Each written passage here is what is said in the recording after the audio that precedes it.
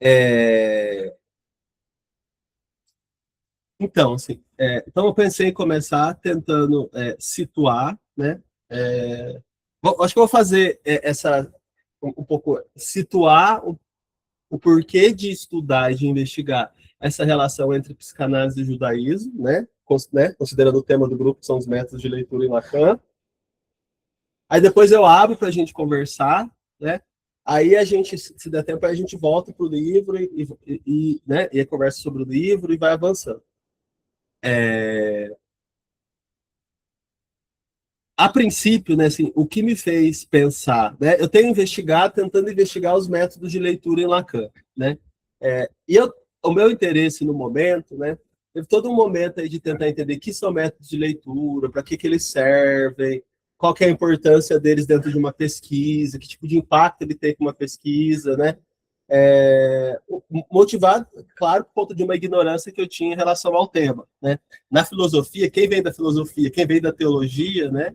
Isso é algo muito discutido, né? Muito debatido. Mas quem vem da psicologia, eu nunca tinha ouvido falar dessa discussão de métodos de leitura dentro da psicologia. E nem dentro da psicanálise. Já pensei em várias instituições de psicanálise, também não tinha ouvido falar disso dentro das instituições de psicanálise. Então, para mim, era algo muito novo. Então, assim, começando desde o começo, né? Assim, engatinhando no assunto.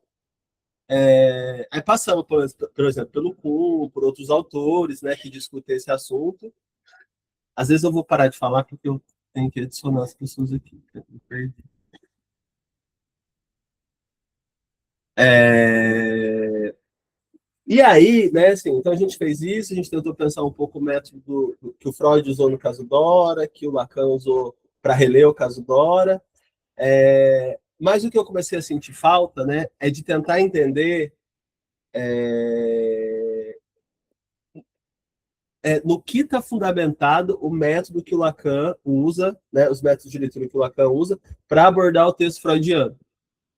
Então, eu comecei a tentar ler os seminários e ler os textos, rever minhas citações, para ver que tipo de indícios ali, de indicações ele dava, para a gente poder pensar né, as raízes, os fundamentos, de onde que ele tira, né, a teoria, vamos dizer, do método de leitura. E aí, lendo nessa chave, né, eu encontrei duas passagens que eu queria ler com vocês, que remete a esse campo do judaísmo. Eu vou compartilhar aqui. Deixa eu ver onde que eu coloquei.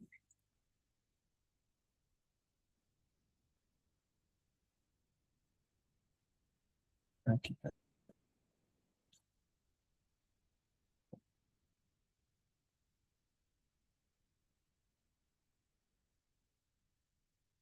Só um pouco maior, tá bom?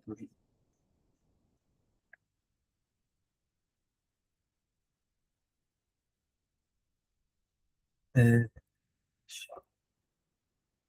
lendo a. Estou lendo um texto da.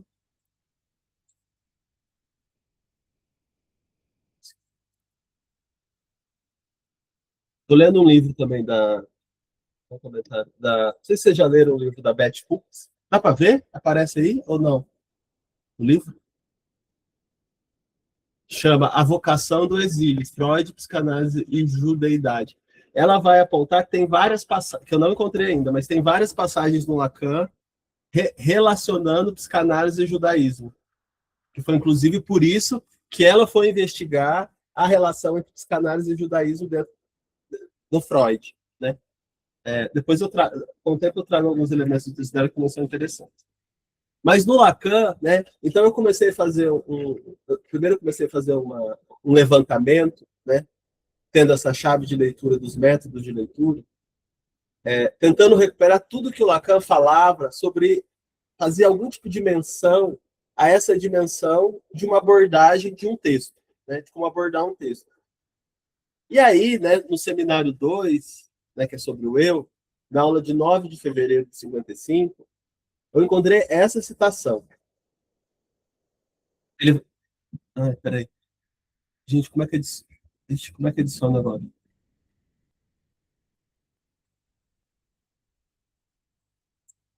Eu não sei se alguém sabe, depois, se souber, me ensina, como fazer para. Sabe, já permite a pessoa já entrar direto?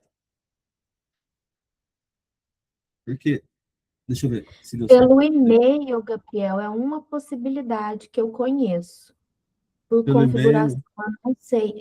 Mas teria que inserir o e-mail de todos os que participam lá Ah, tá. no espaço que você cria o link, e aí a gente Ah, entra e já precisa fica da permissão. autorizado. Isso, já fica Ah, tá autorizado. bom. É o único jeito que eu sei, Tá, mas possivelmente tem alguma configuração que a gente não conhece, né? Se alguém souber, também quero tá, eu saber vou disso. ver. Que facilita, né? Eita, deixa eu ver. Tá, perdi aqui.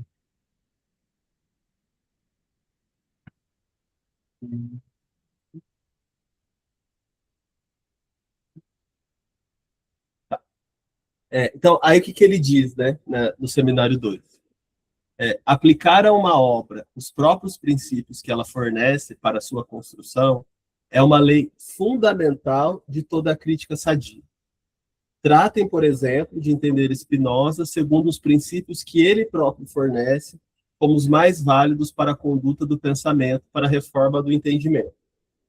Outro exemplo, Maimônides, personagem que também nos fornece certas chaves para o mundo. Há dentro de sua obra advertências expressas quanto à maneira de conduzir a pesquisa, aplicá-los à própria obra de Maimônides permite-nos entender o que ele quis dizer. Logo, trata-se de uma lei de aplicação absolutamente geral que nos impele a ler Freud procurando aplicar à sua própria obra as regras de compreensão e de entendimento que ele explicita. Então, em vários momentos dos seminários, né, ele vai dando indicações, né, de qual que é a posição, vamos dizer, metodológica que ele assume em relação ao texto freudiano. Né? Essa é uma delas. Nessa, né, ele está destacando que tem um princípio que ele adota, que é uma espécie de um trabalho de reconstrução das regras de compreensão do próprio texto, que é uma espécie de tentativa de entender o texto dentro da lógica que o próprio autor, ou dentro das regras de pensamento, regras lógicas que o próprio autor apresenta como condição para o pensamento ter nascido. E aí ele vai, né, apontar dois autores. Tem o Spinoza e o Maimônides. O Maimônides, né, o Spinoza eu vou deixar de lado no momento, mas tem o Maimônides ele é um filósofo. Depois eu tenho um texto que eu apresentei na jornada, eu posso passar para vocês também, que eu tento fazer um comecinho aí de uma articulação, mas o Maimônides ele é um filósofo, um jurista judaico medieval. Né? Ele é considerado assim, um dos maiores filósofos, juristas dentro do pensamento judaico. Isso, né? Não vou entrar muito nisso, mas ele influenciou tanto o pensamento religioso quanto a tradição filosófica ocidental. E ele tem um livro, aí eu fui buscar o livro, né? Dá para ver, pessoal?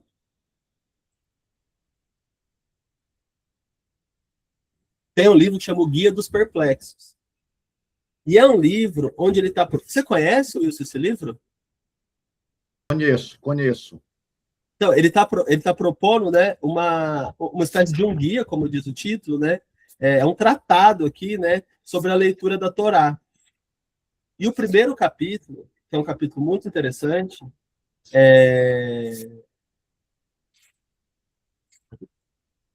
chama Observações Introdutórias.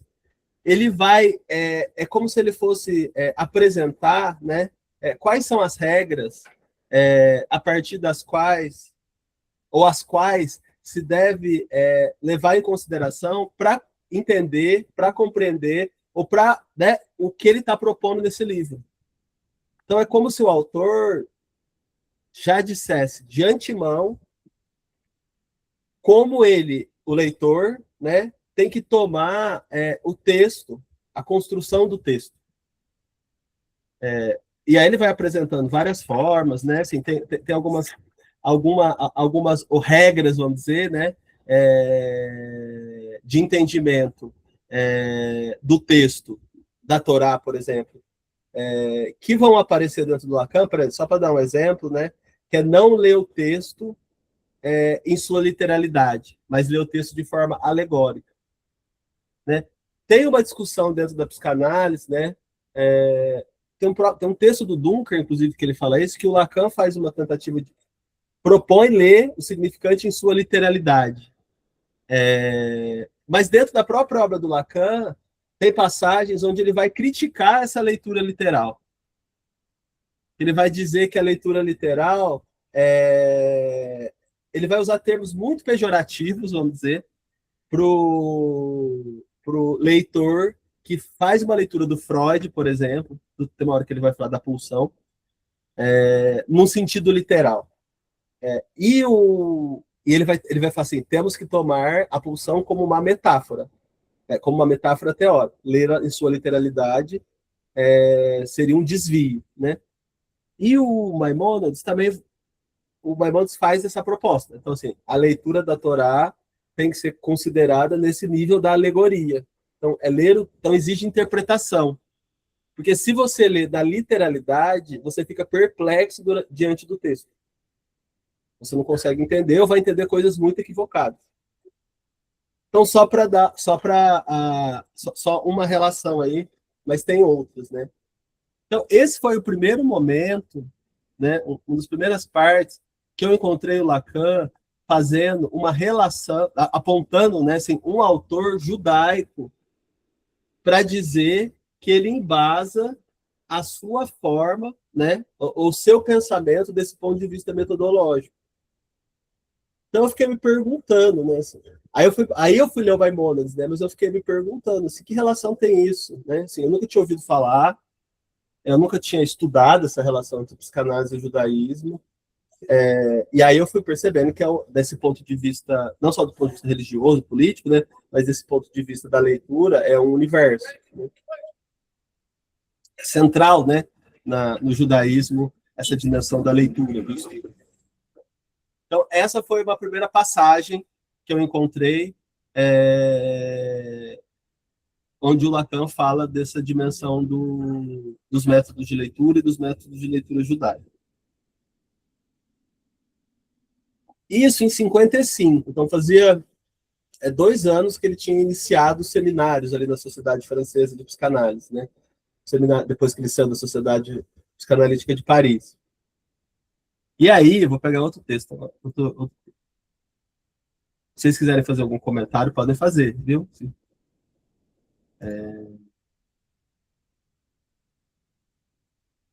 E aí, a outra passagem que eu encontrei, né? Eu acho que com o tempo é possível encontrar mais passagens.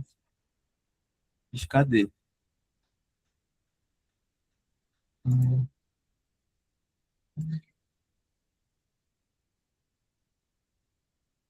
Foi nos outros escritos. Aí, num texto, né, chamado Radiofonia,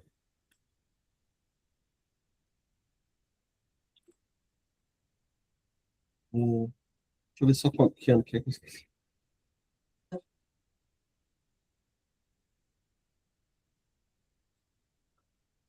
Radiofonia de 1970. Então, aí, 15 anos depois, ele cita de novo algo relacionado não só ao judaísmo, né? Que meu foco não é só as citações, né, as passagens que tem sobre o judaísmo, ou a relação do Freud com o judaísmo, ou da psicanálise com o judaísmo, né? Mas quando ele cita algo que remete ao método de leitura judaica, né? Ou autores que têm um destaque aí dentro do judaísmo em relação a esse tema. Então, esse texto Radiofonia, de 1970, que foi uma série de perguntas, né, que uma rádio, né, belga faz para o Lacan, e ele vai responder. Contemporânea, essa entrevista, acho que isso também é importante, daquele seminário, O Avesso da Psicanálise, o seminário 17, né? E aí o Lacan vai falar, né, a certa altura aqui das perguntas que vão sendo feitas a ele, né, ele vai falar assim: 1 minuto mais para acrescentar aquilo em que Freud se firma um traço que julgo decisivo: a fé singular que ele depositava nos judeus, como não se esquivando ao cismo da verdade. Judeus que, por outro lado, nada afasta da versão que ele confessa através do emprego da palavra ocultismo para se referir a tudo o que acontece, concerne esse mistério. Por quê? Porque, senão porque o judeu, desde o retorno da Babilônia, é aquele que sabe ler. Isto é, que pela letra se distancia de sua fala, encontrando ali um intervalo preciso para aí se jogar com uma interpretação. Então, aqui aparece, né, essa dimensão do lugar que tem o saber ler, né, ou a importância do ler e de como ler dentro do judaísmo. De uma só, a do Midrash, que aqui se distingue eminentemente. O Midrash, ele é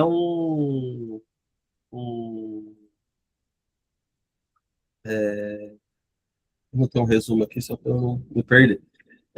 Então, assim, o Midrash ele é um método de interpretação, né, um método tradicional de interpretação dos textos bíblicos no judaísmo. Então, ele é, ao mesmo tempo, um conjunto de práticas interpretativas aplicadas à Torá, mas também são os textos, né, também se considera Midrash, os textos produzidos por essas interpretações. A gente vai depois voltar nisso, né, porque Talmud ou Midrash vai ser muito discutido pelo Haddad. Deixa eu voltar aqui.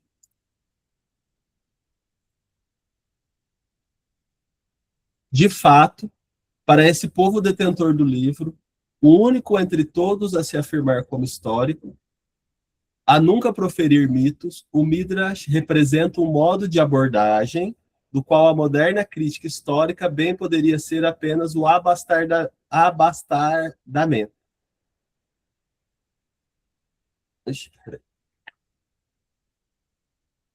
Pois, se ele toma o livro ao pé de sua letra, não é para fazer com que ela seja sustentada por intenções mais ou menos patentes, mas para, a partir de sua colusão significante, tomada em sua materialidade, por aquilo que a sua combinação torna obrigatório por vizinhança, portanto não querido, pelo que as variantes gramaticais impõem de escolha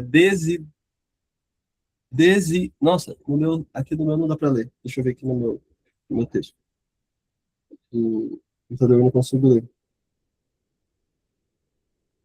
Desinencial, extrair do texto um dizer outro, ou até implicar nele o que ele negligencia, como referência a exemplo da infância de Moisés. Porventura, não é nada aproximar isso do que sobre a morte desse homem, Freud fez questão de que fosse sabido ao ponto de fazer dessa a sua mensagem derradeira, sobretudo para assim introduzir a distância, nunca tomada antes de mim, do trabalho de Selim, cuja coincidência a esse respeito não lhe pareceu desprezível, embora sua extravagância, sendo de uma pena muito qualificada na exegese dita crítica, lançasse um escárnio sobre os próprios eixos do método. Isso nos dá a oportunidade de passar para o avesso. Esse é o propósito de meu seminário esse ano, né, que é o avesso da psicanálise. Passar para o avesso da psicanálise como aquela que é o discurso de Freud, que nele está suspenso. Né? Aí vai falar, isso sem recorrer ao discurso do pai, etc. Esqueci de passar aqui. Então, assim, nessa outra parte, ele vai se referir, né, ao judaísmo, em especial a esse método Midrash, que é central no judaísmo, né, porque ele propõe ali uma série de, vamos dizer, de procedimentos, de práticas de interpretação, que uma delas, né, assim, no que ele está trazendo aqui, tem várias dimensões, né, que é extrair do texto um dizer outro, ou implicar nele o que negligencia como referência, que pode, né, pode ser um pressuposto de leitura, né, extrair do texto um dizer outro, implicar nele o que ele negligencia. E a relação que ele vai fazer aqui na frente é de que ele emprega isso nos dá a oportunidade de passar para o avesso da psicanálise como aquele que é o discurso do Freud, que nele está suspenso. Então, assim, me parece que, de alguma maneira, ele vai se inspirar, né? Isso aí teria que ser investigado, né? Uma hipótese.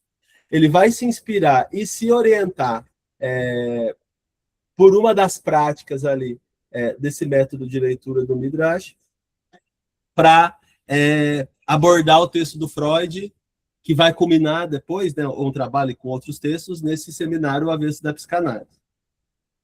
Então, aqui também vamos encontrar uma referência direta ao método judaico. Então, juntando essas duas citações, né, há de se procurar se tem mais, e depois também há de se voltar a essas duas citações, né, para poder interpretá-las, vamos dizer, de forma rigorosa, né? Foi por conta disso que eu pensei, então, em ir, né, para esse universo do estudo da psicanálise com o judaísmo. E aí, nessa busca, né, nessa tentativa, comecei a ler Maimônides e tal, mas aí eu fui descobrindo, aí eu descobri o Haddad, que eu também não conhecia. Ele não tem só esse livro, ele tem outros livros também, que eu pretendo trabalhar alguns capítulos. Ele segue nessa discussão. Ele tem, inclusive, um livro que se chama Maimônides, né? O Wilson até compartilhou. Eu ainda não li, mas vai ter um momento, né? Que no final das contas seria uma preparação para a gente chegar no Maimônides. Que eu acho que vai ter um momento que a gente vai ter que ir para o Maimônides. Né? Aí diretamente no texto judaico, né? Assim, num texto de um autor judaico.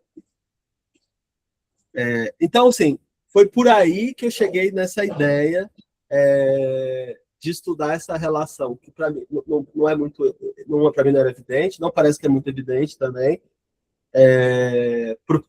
do campo da psicanálise, né? Porque pelo menos na minha formação não passou pela minha formação, e eu não vejo muitas pessoas discutindo isso. Então, por isso que eu propus a gente por aí. O que vocês acham? Vocês já tinham pensado nisso? Vocês já tinham visto essa relação em outros espaços, em outros contextos? Não, para mim vai ser bem novo. E é o livro, esse último que você enviou no grupo? Uhum. É esse texto, né, que você está se referindo? Vou até reenviar aqui. Cadê? O do Haddad Uhum. Sim. A gente vai trabalhar alguns capítulos, né? A gente vai trabalhar alguns capítulos. Mas como eu não tenho um livro nem para comprar, nem o PDF, eu vou mandei a introdução. Eu tinha pensado já nessa perspectiva judaica no Freud, né? Freud. Uhum. Pela própria origem dele, né? Sim. Agora, me saltou os olhos justamente quando você falou lá no congresso, chamado Na Congresso, Jornada da Apolo? Jornada da Apolo, que você fez o link não com Freud, mas que você fez o link com Lacan. Disse, epa, peraí, tem alguma coisa aqui de diferente. Porque no Freud, pela própria origem, os biógrafos do Freud, tanto o Peter Gay quanto a Elizabeth Roudinesco, eles vão enfatizar que o pai do Freud tinha o costume de ler a Bíblia em hebraico para eles. Então, era uma tradição dentro da família do Freud, o pai, mesmo sendo um judeu sem religião, né, ele dizia que era um judeu sem religião, lia o hebraico, a Bíblia hebraica para os filhos, né? Então, havia essa tradição. E é interessante que tu traz a ideia do Midrash, porque a origem do termo em hebraico significa pesquisar e investigar. Olha só. Pesquisar e investigar. E aí, como tu falou, né, tem duas ramificações maiores dentro do Midrash, que é o Midrash que eles chamam de Haggadah, e um outro de Halaká, que o próprio autor vai fazer essa ponderação, né? Um trata sobre a legislação, sobre a lei judaica, e o outro trata sobre essas brechas que a lei não traz, mas que surgem explicações, como o próprio Lacan falou bem aí. A infância de Moisés não está lá escrito, mas esse Midrash, ele vai complementar, né, essas informações. É bem interessante essa perspectiva. Eu achei que é um texto bem interessante, acho que é um percurso bem legal o percurso que a gente vai fazer aqui, acho que é uma boa ideia essa que você teve. E aí, só para eu finalizar, eu vou citar o texto do Haddad no prefácio, que eu achei bem interessante, eu acho que tem tudo... Página 14. Primeiro parágrafo na página 14. Do livro? Do livro, Página 14, do livro do Haddad. Eu acho que eu não mandei o prefácio, né? Eu acho que está lá. Pessoal, tá lá? Tá. Uhum. Tá, então tá bom. Diz assim, as coisas mais simples, às vezes, são as mais difíceis de explicar. Não haveria nelas, como se diz, alguma conversa de vendedor? Aí aqui vem a coisa que me chamou muita atenção nesse texto. A busca das fontes talmúdicas da psicanálise encontrou a muda reprovação das paróquias psicanalíticas. Ou seja, ele está dizendo que a própria psicanálise rechaçou, de alguma forma, essas fontes talmúdicas. Aí o último parágrafo também é curioso, quando ele diz assim, quanto ao mundo judaico oficial, Gerson Slomen, que é um filósofo judeu-alemão, que funda o estudo da Cabala moderna, e os círculos rabínicos, esses, já há muitos anos, bateram a porta no nariz de Freud e não pretendem reabri-la. Ou seja, dentro dos círculos psicanalíticos, a Haddad está dizendo para a gente, né? Essa origem talmúdica, judaica, foi excluída, e dentro do próprio judaísmo, do segmento do judaísmo, o Freud foi também abolido. Então, o Freud foi rejeitado pelo judaísmo, e o judaísmo foi rejeitado pela psicanálise. Interessante. Sim. Eu tenho um livro do Haddad, só esse. E eu comecei sim. a ler há algum tempo atrás, e daí achei muito difícil desistir. Que é o pecado original da psicanálise. E o que eu achei muito interessante, eu sei que a gente não está estudando esse, mas que eu achei muito interessante na página 25, que o Haddad diz, o exame quase exaustivo das publicações de Lacan propiciou-nos uma rica colheita de dezenas de páginas, cujo estudo poderia intitular-se Lacan, leitor da Bíblia, ou melhor ainda, o Midrash lacaniano, na medida em que o psicanalista submete a letra do versículo a metamorfoses hermenêuticas dignas dos antigos mestres. É disso que você estava falando, né, da interpretação. Que página que é? Na página 25. No meio do... Não quando começa a página, não é um parágrafo. O parágrafo começa na página 24 e termina na página 25. E no meio desse parágrafo tem essa citação, essa explicação. Tira uma fotinho. Coloca a foto desse livro no grupo, por favor. Esse eu não conhecia dele. E tem até uma frase. Como é que é essas frases que a gente diz? Que põe lá, depois norteiam a leitura.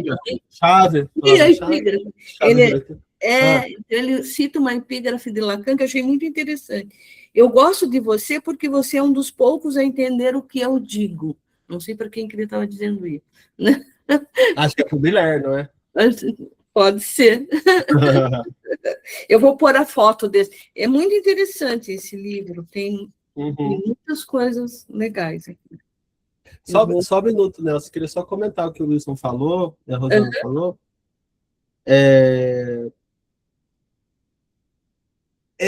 Isso que você trouxe, né, assim, do pai, né, dos biógrafos, né, assim, eu acho que isso também pode ser interessante de recuperar em algum momento, né, assim, da relação que o Freud teve com o judaísmo, com os textos judaicos, com a Bíblia, né, ainda que ele se declarasse um judeu, né, assim, ateu, vamos dizer, né, assim, porque isso pode ajudar a entender o impacto, né, assim, como foi a formação dele, né, nesse campo. Outra coisa que você falou que eu achei interessante, né, que você falou da tradução do Midrash de pesquisa e investigar, né, o que eu pesquisando, né, eu acho que o Haddad também vai falar disso, mas eu acho que vai falar disso mais para frente, o quanto dentro do judaísmo a dimensão do estudo é central, né? E parece que chega a ser mais central do que ir, né, em alguma cerimônia, né, religiosa. Então, assim, é algo central, sistemático, né, que tem aprendido, né? Assim, você aprende a ler, como ler. Aqui em São Paulo, por exemplo, a gente tem, né, em vários lugares, assim, né, algumas sinagogas e tal, cursos de leitura da Torá, cursos sobre o Talmud, cursos sobre o Midrash, para habilitar, né, inclusive para habilitar quem quer se converter ao judaísmo. Eu tentei entrar num grupo, né? Só que a moça falou que eu só poderia entrar se eu quisesse me converter. Aí eu falei que o meu interesse era só intelectual, acadêmico, né? Aí eu não podia entrar. Eu queria, né, ver o que eles estavam fazendo, estar de perto, né? Mas eu falei, não, eu não queria me converter. Aí ela me indicou na USP, tem um setor lá sobre estudos judaicos, né? Mas eu não sei se eu vou, assim. Então, eu achei muito interessante isso, essa dimensão do quanto o estudo, da pesquisa e da investigação é central dentro do judaísmo. E como isso conversa com a psicanálise, né? Porque também essa dimensão da pesquisa, da investigação, do estudo também é central. É elementar, né? A gente tá porque não é uma disciplina que a gente se forma e pronto, né? É algo em constante formação. E como toda a formação do psicanalista também é orientada em torno de textos, né? De leituras e releituras de textos do Freud, de leituras e releituras do texto do Lacan. Tanto que as escolas de psicanálise são isso, né? As escolas de psicanálise são sempre espaços de se debruçar, de interpretar, reinterpretar os textos lacanianos, os textos freudianos. E aí uma outra coisa que você trouxe, né? Que eu achei que você falou do rechaço das fontes talmúdicas, que ele traz aqui, que encontrou muda a reprovação das paróquias psicanalíticas. Quando eu estava lendo, né, e ele vai falar isso depois também na introdução, é que parece que tem uma dimensão constituinte do pensamento freudiano, da psicanálise, assim, algo elementar para a Constituição, mas que de alguma maneira dentro do campo é apagado, né? É como assim, tem uma dimensão estruturante do pensamento psicanalítico, que seria, né, essas influências do pensamento, vamos dizer, judaico, mas que estão apagadas. E é interessante pensar isso, né? Quais são as implicações de algo tão estruturante estar rechaçado, ficar de fora, né? Tanto que ele vai dizer mais para frente, né? Não era moda fazer esse estudo, não teve, né, o impacto, né, dentro das escolas. Então, eu também, isso foi algo que me chamou a atenção também. Ao mesmo tempo, parece que ainda continua, né? Ainda continua, né? Essa muda a reprovação das paróquias psicanalíticas sobre o tema. Que a gente não, né, não se tornou um tema de debate, vamos dizer, que a gente vai encontrar facilmente nos espaços. Eu achei, né? Então, acho que isso não mudou, né? Eu acho que isso esse problema que ele aponta parece que não se transformou, assim, de alguma maneira. Os autores que eu encontrei falando de psicanálise judaísta foram a Beth Fuchs, ele e o Mezan. Mas aí é isso que você falou, né? No Freud, né? É Nelson?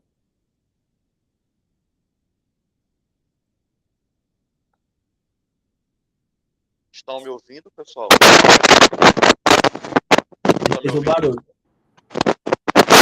Tá me ouvindo? Chiado. Agora sim. Vamos ver. Estão me ouvindo bem? Eu tô na rua. Agora sim. Agora Não, sim. eu só queria complementar e, na verdade, fazer um link com o que o Wilson falou sobre os biógrafos de Freud. O quanto, e aí pegando a fala também do Gabriel, em relação ao impacto. Porque, assim, os biógrafos de Freud, como todos nós sabemos, né? Ele não queria uma ciência judaica. E o quanto essas questões que colocaram aqui muito bem pontuadas, essas questões aí a respeito de não ser uma ciência judaica, mesmo ele sendo um judeu, mas não praticante. Tanto que no casamento dele, ele segue os ritos por obrigação, senão ele não casaria, né, com a Marta. Mas aí ele é obrigado, né, ele faz todos os ritos, mas ele fala para Marta não fazer isso em casa, em relação à alimentação, em relação à vestimenta, em relação à comemoração das festas. E aí é um ponto que a gente pode até talvez levantar nessas questões, é o quanto esse foi impactante para ele fazer essa ciência, sempre se distanciando, mas ao mesmo tempo ele meio que, eu vou usar aqui um termo integrando, porque ele usa, né, monoteísmo, né, e várias questões do judaísmo, né, então ele usa, né, na própria psicanálise, né? Então, isso aí eu acho que seria um ponto para a gente levantar essas questões, né? O quanto que ele rompe, mas o quanto é que impacta nessa ciência, que ele queria um distanciamento, mas ao mesmo tempo ele não, sei lá, talvez não consiga, né? Sair disso, né? Porque é cultural, né? Cultura é algo muito dinâmico, né? Sei lá, então tranquilo, só para aparelho de uma escolha, vamos dizer, um esforço, né, intelectual só, de se distanciar, né? Sim. E aí eu quero só acrescentar um ponto bem aqui, o porquê, que foi o que o Gabriel levantou, por que o judaísmo, a tradição judaica é tão forte em relação ao estudo.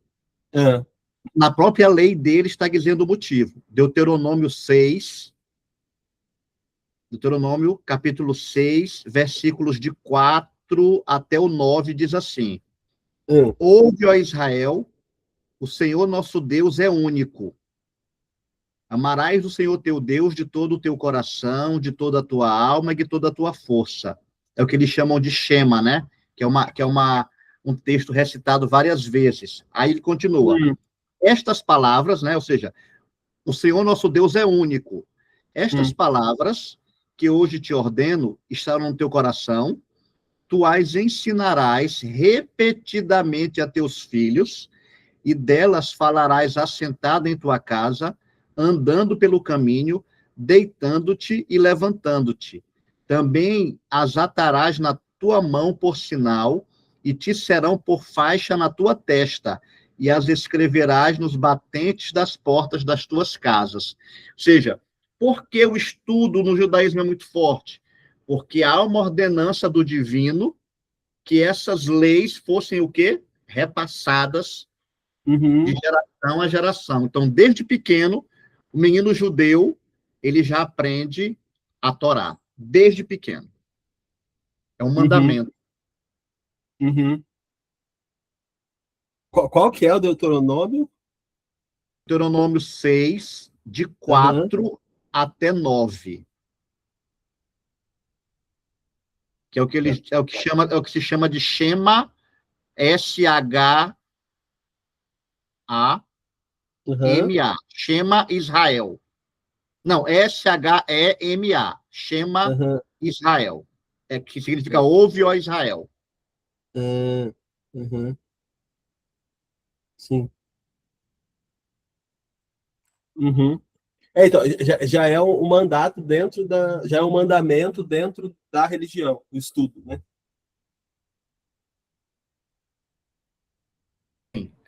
Exatamente. Sim. A gente vai investigar mais isso, porque o Haddad também vai trazer isso, né? Mas isso que o Nelson falou do Freud não querer que a psicanálise fosse uma ciência judaica, Eu acho que o Haddad vai explicar vai tratar, explicar não, né? Mas vai tratar um pouco disso. E eu acho que talvez dessa tensão, né, que você trouxe, né, assim, ao mesmo tempo que ele quer romper, ao mesmo tempo se mantém, né? Considerando que esses autores estão trazendo tanto o Haddad, né? Tem que citar a Fuchs, né? Então, assim, é estruturante, né, para a psicanálise, não é algo colateral, né? É algo estruturante do pensamento psicanalítico, vamos chamar assim de pensamento judaico. Então tem uma tensão, né, entre o movimento que o Freud queria fazer, de não deixar a psicanálise ser considerada uma ciência judaica, e ao mesmo tempo a psicanálise está ali estruturada, condicionada por esse pensamento. Aí você falando, aí eu acho que esse texto, né, da Beth Fuchs ajudaria com isso, assim. Porque a hipótese que ela trabalha dentro desse texto, A Vocação do Exílio, Freud, Psicanálise e Judeidade, ela vai dizer que a hipótese dela é que a judeidade né, orientou ali, né, Freud, sem ele, de alguma maneira, ter totalmente consciência, né, ou estar totalmente ciente disso. E a judeidade dele, né, assim, participou, né, e aí acho que volta para o nosso assunto, da invenção do método clínico.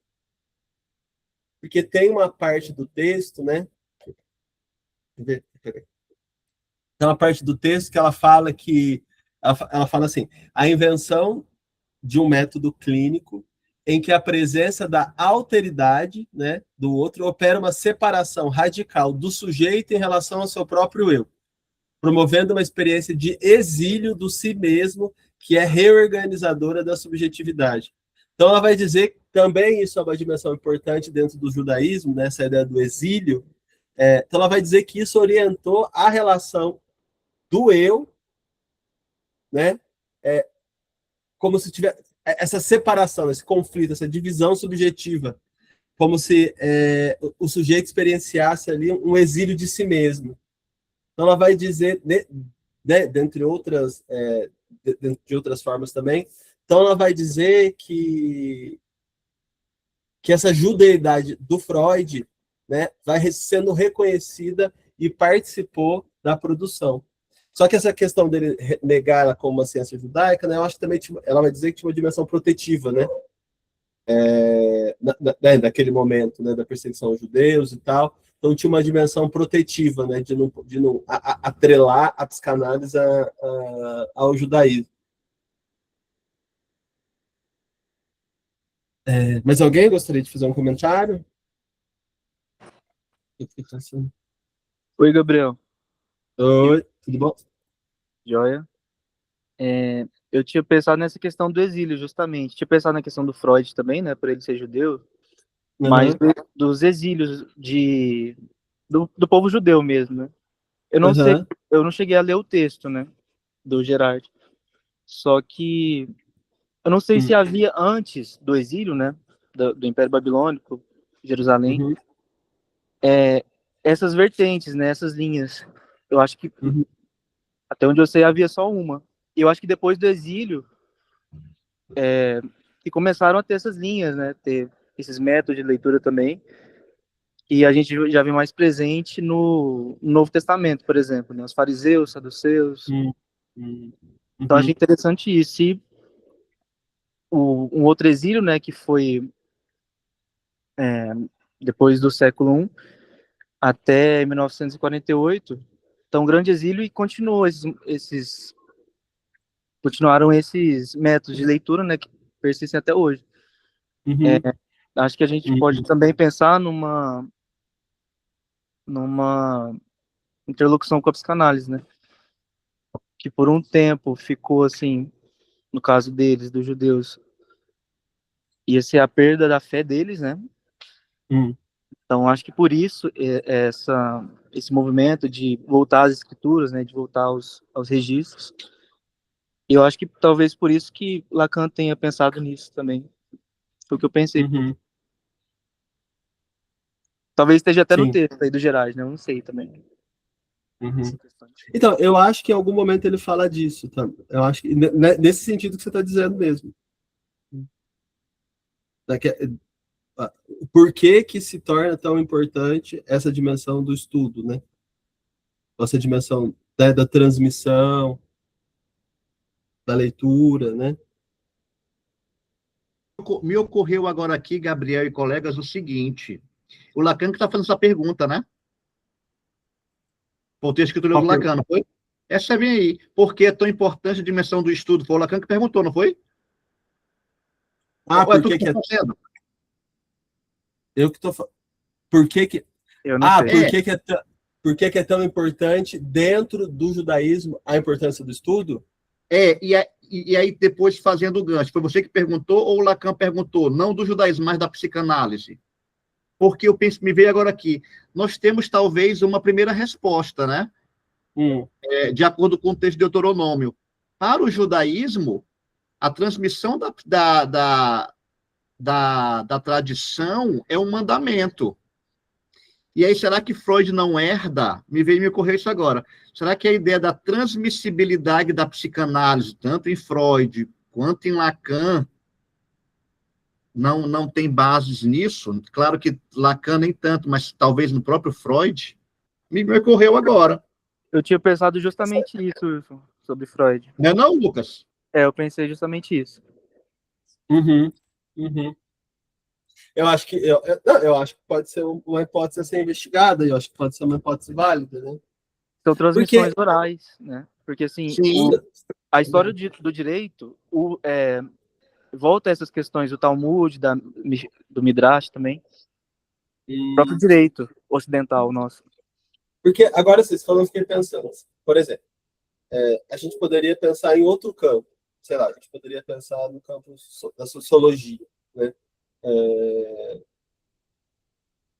Né? Assim, lógico que tem toda uma ideia né, ter um campo do saber, então vai se transmitir os conceitos, né? Vai se avançar nas pesquisas, né? Mas esse formato, né, que a psicanálise adquiriu, né? Então a gente tem uma sociedade, dentro da sociedade a gente transmite o conhecimento, que o Freud fez justamente ali para, de alguma maneira, nisso, de uma forma protetiva, né? Com aí a pessoa fazendo análise, a pessoa fazendo supervisão. Mas esse modelo, né? Vamos pensar assim, esse modelo de transmissão, acho que essa é a pergunta que você está fazendo, né? É que esse modelo de transmissão e a importância dessa transmissão ser feita quase que de forma religiosa, né? Assim, você se encontra dentro de uma escola ou dentro de uma sociedade, e aqueles que já estudaram vão transmitir para você esse conhecimento, a leitura desse conhecimento, vão te orientar na leitura desse conhecimento, vão te introduzir nessa experiência, pode ser uma herança, né?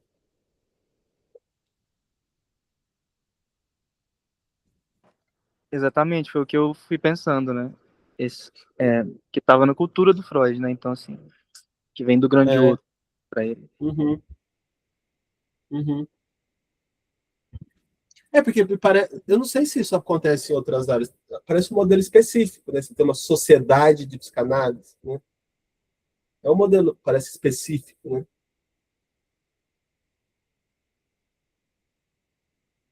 E é interessante que na tradição judaica não é todo mundo que tem acesso ao Talmud. Ah, não? Não, ao Talmud. Ao Talmud. Por quê? Porque a compreensão do Talmud é muito complexa. Ah, sim. Então, só quem se dedica a estudar aquilo consegue. É como se fosse um grupo de iniciados. Só os iniciados têm acesso. E vamos pensar que na psicanálise, todo mundo tem acesso ao saber psicanalítico? Não. Pois é. E aí vem um outro ponto. Quem não vem de uma linhagem, vamos usar essa expressão, de uma linhagem vinculada à IPA, vinculado às filhas da IPA, é reconhecido como psicanalista? Então, eu estou levantando essa outra suspeita. Pô, será que uma sociedade aqui em São Luís do Maranhão, que não tem nenhum tipo de contato com a IPA, a Apola, que não tem nenhum tipo de contato com a IPA, são dignos de serem psicanalistas ou somente quem vem daquela tradição da IPA? Porque o Talmud, nem todo mundo tem acesso. O próprio Haddad vai falar, hoje está popularizado, mas antigamente era só um grupo seleto que tinha acesso, que devia para isso. E aí, eu acho que então, assim, essa ideia do viver para isso, de um grupo seleto, né? Eu acho que pode ter essa dimensão que você falou, institucional, né? Então, tem instituições que, né, que regulam o estudo da psicanálise, a transmissão da psicanálise e a nomeação de quem é psicanalista, mas indo para o nosso, né, nosso campo metodológico, e aí eu acho que, né, eu estou lembrando de coisas que o Maimônides fala, você pode ter acesso ao texto do Lacan. Mas ter acesso ao texto do Lacan não faz com que você, né, possa ser um iniciado, possa ter acesso ao sentido do texto. Porque o texto do Lacan, né, assim, vou dizer, quase que criptografado ali. Então você precisa de um recurso teórico-metodológico, né, que nem todo mundo tem, que acho que inclusive a maioria das pessoas não tem, os psicanalistas, né, para acessar o sentido daquele texto, para ler aquele texto, para criticar aquele texto. Porque na maioria das escolas, se a gente for ver de perto, né, há um grupo de mestres que definem como a leitura vai ser feita, como a interpretação vai ser feita, né? Daí os inúmeros textos de comentadores do Lacan, né? E essa ideia de uma psicanálise simplificada, como ela faz sucesso. E eu acho que isso aponta justamente para o outro lado, para um certo impedimento aí, né? Eu acho tanto que o texto impõe, mas como as instituições podem fazer sustentar, o impedimento, né, para quem não é iniciado num certo modo de ler, de acessar o texto. É isso que eu acho que isso que vai nos interessando também aqui, por conta dessa dimensão metodológica. Porque uma das dimensões de estudar os métodos de leitura em Lacan é justamente também nos habilitar ou habilitar o leitor dentro desse universo da leitura, né, dos métodos de leitura, para abordar o texto. Porque a maioria das pessoas, né, não tem isso na formação. Então, para elas, o texto do Lacan fica-se perplexo diante do texto do Lacan. Igual se fica-se perplexo diante da Torá, por exemplo, né? Pensando aí na referência ao Maimônides. Que o Maimônides, inclusive, ele vai dizer, e eu acho que isso dá para ser transposto para a psicanálise, o Maimônides vai dizer, a verdade do texto, ela vai sendo construída metodologicamente, ou ela vai sendo arrancada do texto metodologicamente. E o método que se baseia, né, essa leitura, aí ele vai apontar as ciências da época, a lógica e todas as ciências da época. Na leitura do Lacan também, né? Para se arrancar a verdade do texto lacaniano, para se compreender a verdade, você tem que fazer uma leitura baseada numa série de elaborações teóricas prévias, que a maioria das pessoas não tem acesso. Então, acho que um dos trabalhos também de trabalhar com os métodos de leitura é, né, ajudar a gente também a se habilitar nesse campo, né?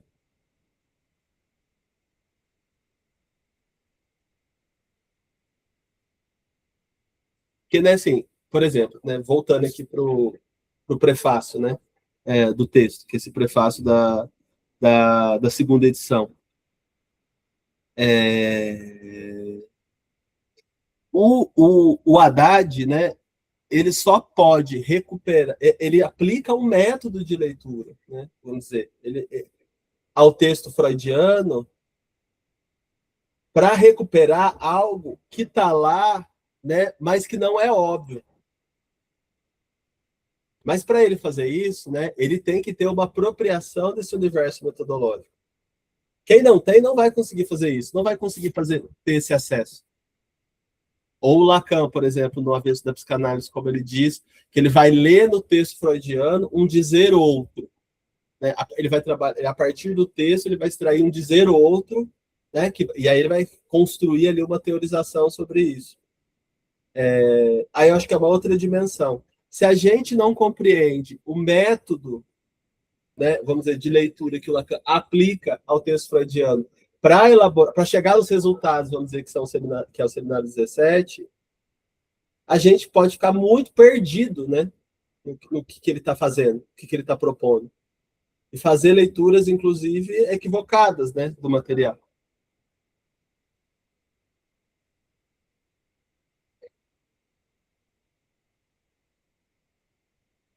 Né? Porque aí, seguindo aqui no prefácio da edição francesa, né, seguindo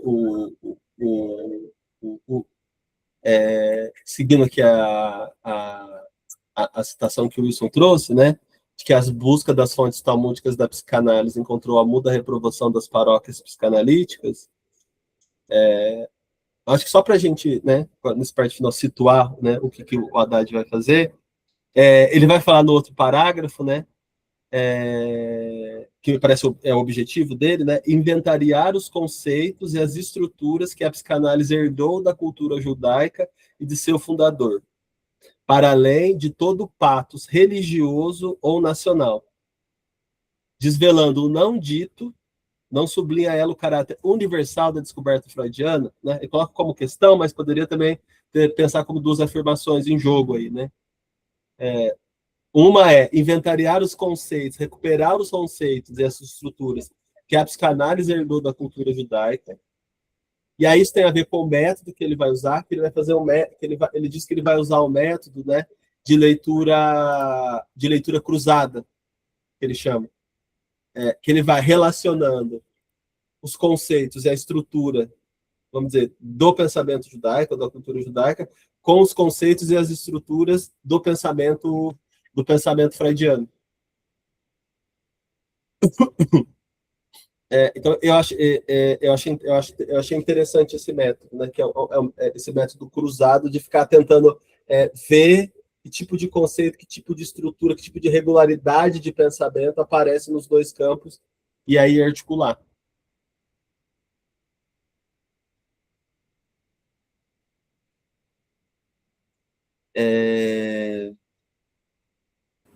Gabriel, ele faz essa leitura, ele usa esse método de leitura cruzada, eu vi ali no sumário, porque eu não tenho o livro, né? Ele diz cruzamento de conceitos, é isso? Também. Então, essa é a terceira parte, né? Uma parte que não sei se a gente vai trabalhar, que é que ele vai fazendo um certo cruzamento de conceitos, mas ele vai fazendo isso o tempo todo. Ah, ok. Não só nessa terceira parte. Ele vai tentando fazer um cruzamento de conceitos e de estruturas ali do pensamento dos dois lados, né? Que é um pouco o que a gente está tentando fazer aqui, né? Essa leitura cruzada. Por exemplo, o modo de transmissão judaico, o modo de transmissão psicanalítico. A gente está né, pensando que tem uma relação. Isso seria uma leitura cruzada. Vai encontrando tentativas de encontrar certas regularidades, pode ser regularidades lógicas, conceituais, estruturas de pensamento, práticas aí de leitura, dentro de um universo, né, judaico, dentro de um outro universo que é o psicanalítico.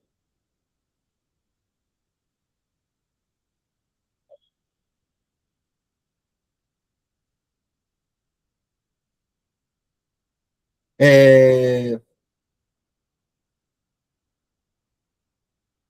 que mais? Se alguém gostaria de destacar mais alguma coisa, senão vou destacando aqui.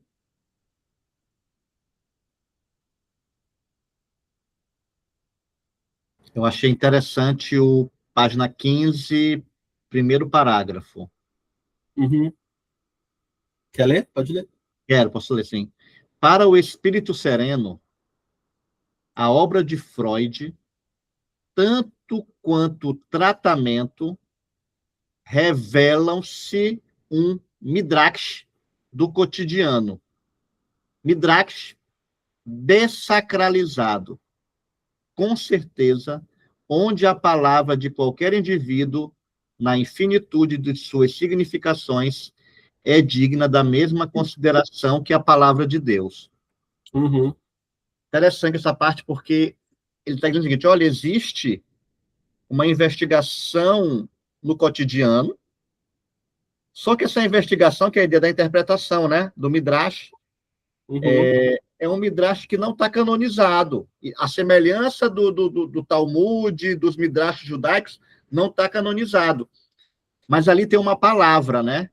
E aqui ele faz um ponto interessante, que tem a mesma consideração como a palavra de Deus. Então, assim como o Midrash, pelo menos foi a minha interpretação, assim como o Midrash tem um valor para os judeus,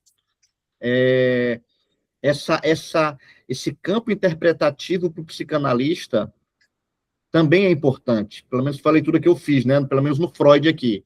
A obra do Freud, quanto tratamento, revela-se um Midrash. Então, a ideia que eu entendi, que a obra do Freud tem também uma validade para aqueles que militam da psicanálise, da mesma forma como a palavra de Deus. Não sei se vocês entenderam isso também, né?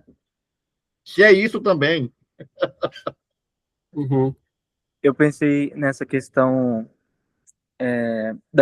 da institucionalização da psicanálise, né?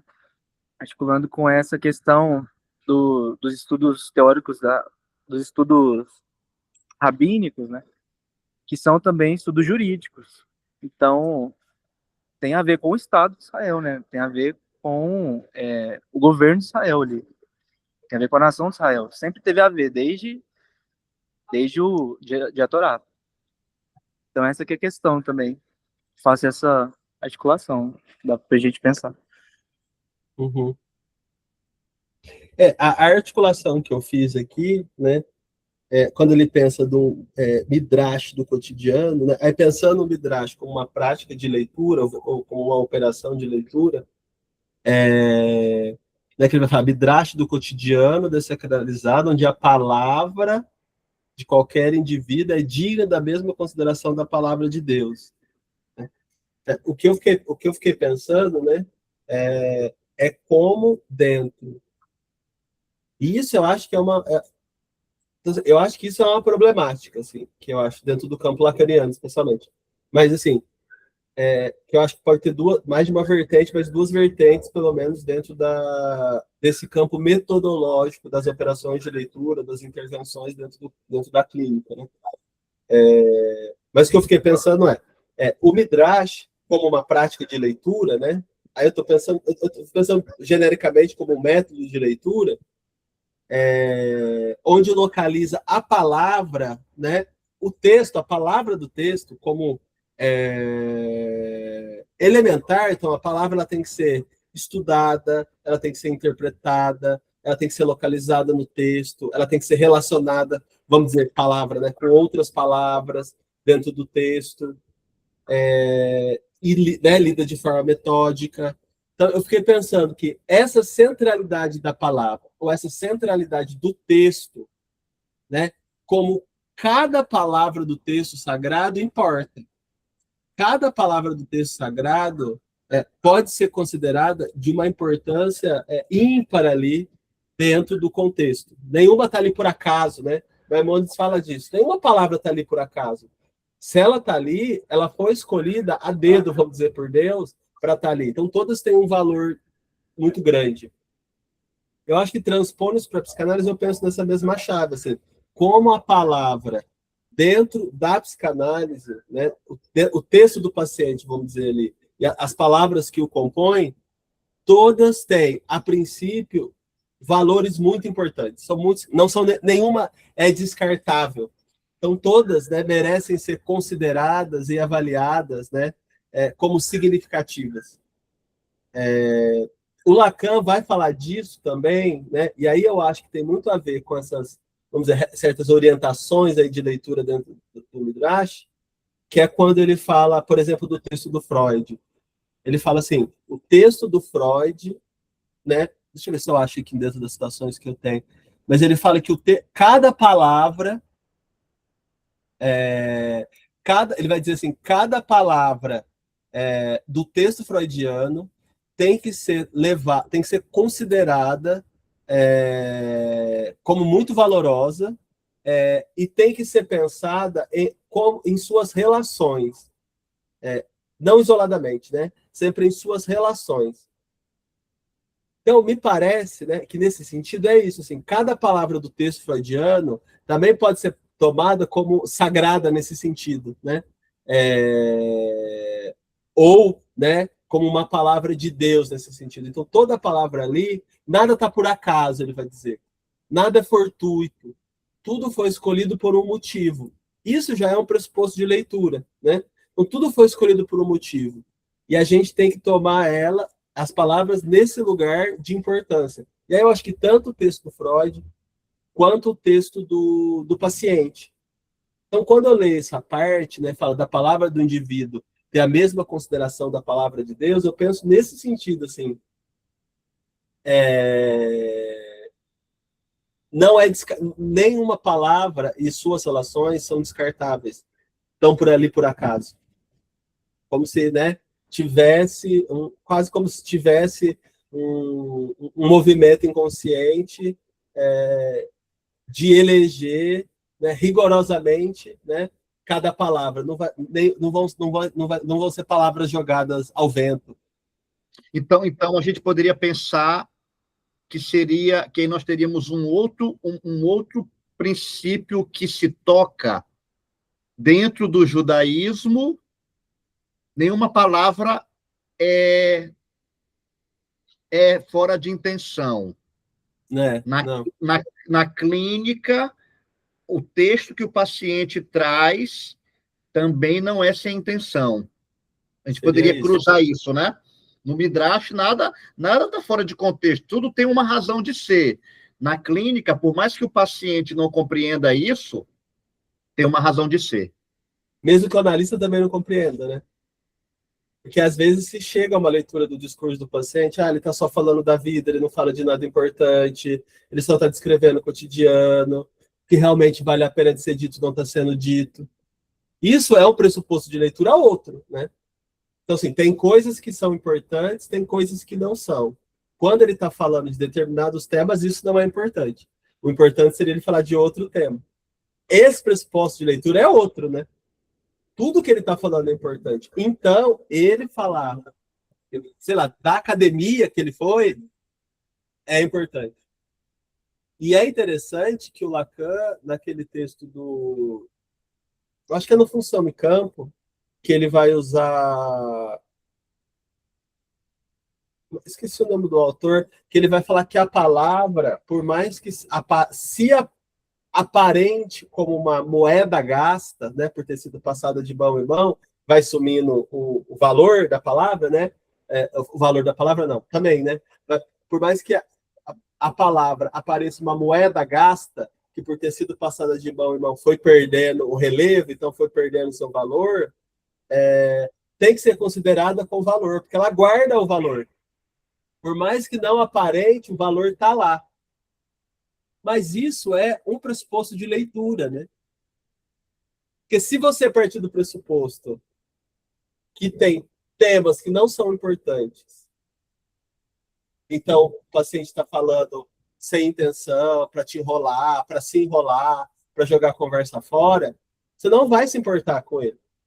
Agora, se você tomar que todo assunto é importante, então, nos assuntos mais banais, algo dali pode surgir, né, como algo significativo, né? Pensando dentro do campo da análise. Mas são pressupostos de leitura diferentes, né? Exatamente. E aí é interessante, porque nós temos aí, que a gente está entendendo, um princípio do Midrash, da tradição judaica, que foi desprezado, então, dentro da psicanálise. Porque está partindo de um outro método de leitura, que não é o método judaico. Eu acho. Interessante. Porque desprezou, né? Pensei que tem muito a ver com a teologia mesmo, né? Cada coisa ali importa, cada palavra importa. E sempre volta nos mesmos, é sempre relacional, né? Então, o que está lá em Gênesis você vai ver em Apocalipse que se repete ali. Pensei nessa questão. Exato. Eu acho que é uma leitura relacional. Se aproximar muito de pensar uma leitura estrutural. E o que é uma leitura estrutural? Uma leitura estrutural, você não toma não é isso? Você não toma um elemento como se ele tivesse valor em si mesmo. Você toma um elemento, o valor daquele elemento, né, está em relação aos outros elementos do texto. Né? Então você pega uma ideia no começo, uma ideia no fim, e relaciona, ou várias ideias, né? E vai relacionando, é uma leitura estrutural.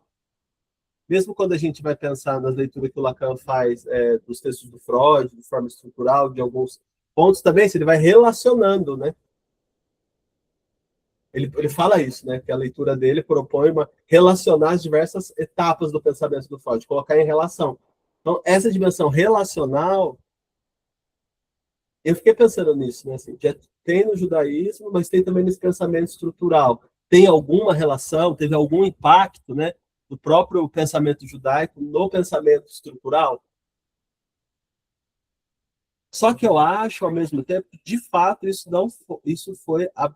me parece que isso foi apagado da psicanálise.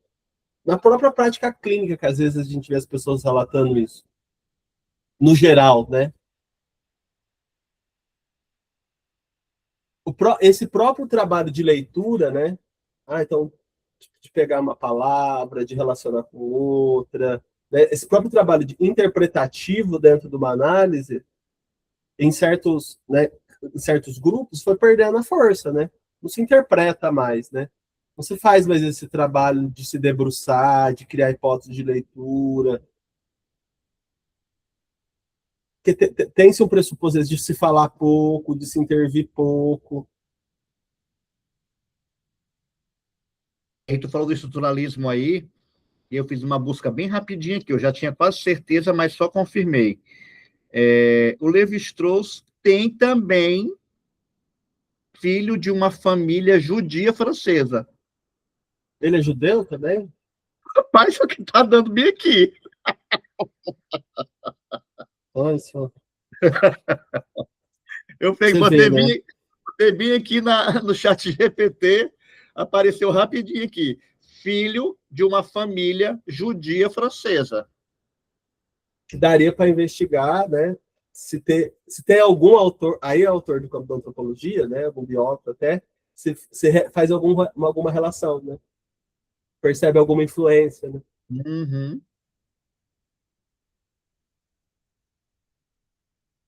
Eu fui buscar aqui porque tu falou o estruturalismo teria sido influenciado pelo judaísmo, aí eu fui botar aqui rapidinho, opa, tá aqui, ó.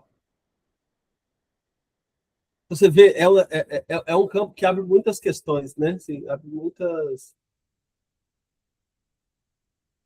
Caramba. Bem, mas, então, assim, aí nosso tempo está terminando, aí eu pensei, para o próximo encontro, né? Então, da gente ler o Sonho de Irma, né? E de ler essa primeira parte do Psicologia da Vida Cotidiana, que ele fala do Sr. L, né, para a gente elucidar mais a interpretação que ele faz aqui, e aí a gente trabalha, né, diretamente aí agora com o texto da introdução, né. Aí, se alguém tiver interesse de fazer uma pequena apresentação, o Wilson vai fazer a apresentação sobre o judaísmo no geral, né, cultura judaica. Se alguém tiver interesse, né, de fazer uma pequena apresentação, um pequeno comentário, não precisa nem ser uma apresentação, porque todo mundo vai ler, pode ser um comentário sobre o sonho de Irma, que não é só sobre o sonho de Irma, e sobre essa passagem do Sr. L, né? Também pode ser interessante, né? Para poder também participar mais ativamente do grupo e também, né? Acho que na prática pensar o método de leitura é mais interessante. Se alguém quiser, depois pode mandar mensagem para mim ou mandar mensagem lá no grupo, tá bom? Aí a gente segue daqui 15 dias. Obrigado pela participação, tá bom? Aí a gente se vê daqui.